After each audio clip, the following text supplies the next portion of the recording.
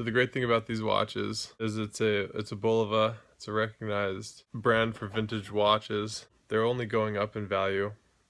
This particular one has a 10 karat gold, solid gold bezel, and all the Oceanographer 333s will also have the same bezel. You can't go wrong with a precious metal. The case is stainless steel, solid.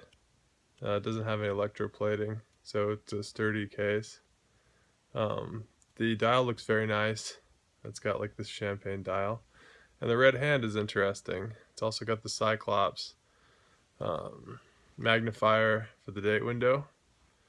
That cue is obviously taken from the Rolex 1601. This particular example was in nice condition. I think when you're buying a vintage watch, it's important to look at the condition.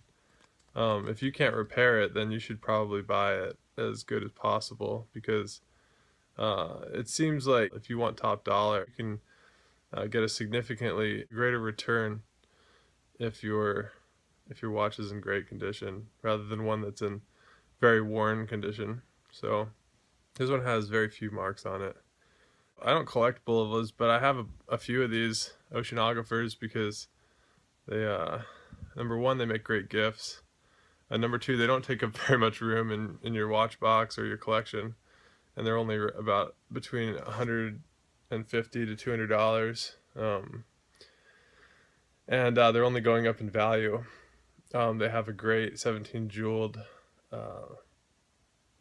automatic movement, and these movements from Bulova are tried and true and very well made and extremely durable and very accurate movements. It's a Swiss-made watch, so the argument being, or the main choice that you're gonna have to make is, do I buy this Bulova from 1960 or 1970, or do I buy a brand new? You could even buy a brand new Bulova automatic from eBay for similar money, or maybe a little bit more, but you could buy a brand new automatic watch for around $150 from a company like Alpha, and the movement, who knows, it might be made in China, and if it is a Swiss-made movement, my argument usually is just that they're gonna have to make up for that price point by making a lot of them, so it's not going to be rare. These watches, vintage watches, are becoming more and more valuable because they are